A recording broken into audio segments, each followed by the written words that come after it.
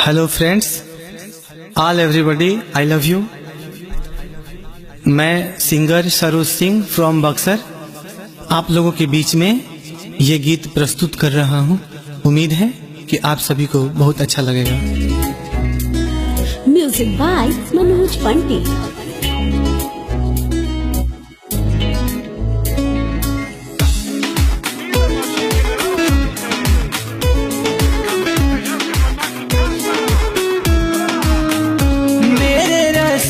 कमर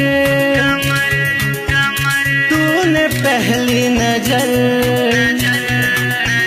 जब नजर से मिलाई मजा आ गया। मेरे रस के कमर तूने पहली नजर जब नजर से मिलाई मजा आ गया।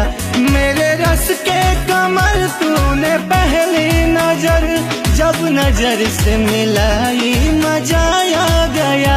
बर्क सी गिर गई काम ही कर गई, आग ऐसी लगाई मजा आ गया। मेरे रस के कमर तूने पहली नजर जब नजर से मिलाई मजा आ गया।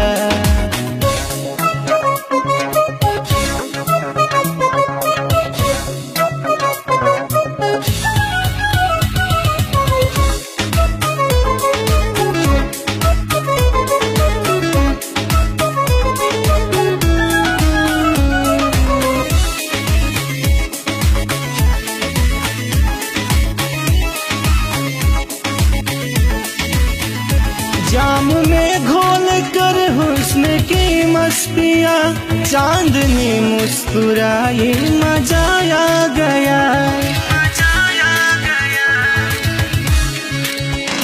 जाम में घोल कर हुस्न की मस्तियाँ चांदनी मुस्कुराई मजा आ गया।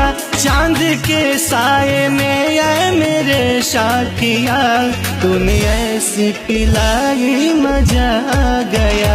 मेरे रस के कमर तूने पहली नजर जब नजर से मिलाई मजा आ गया।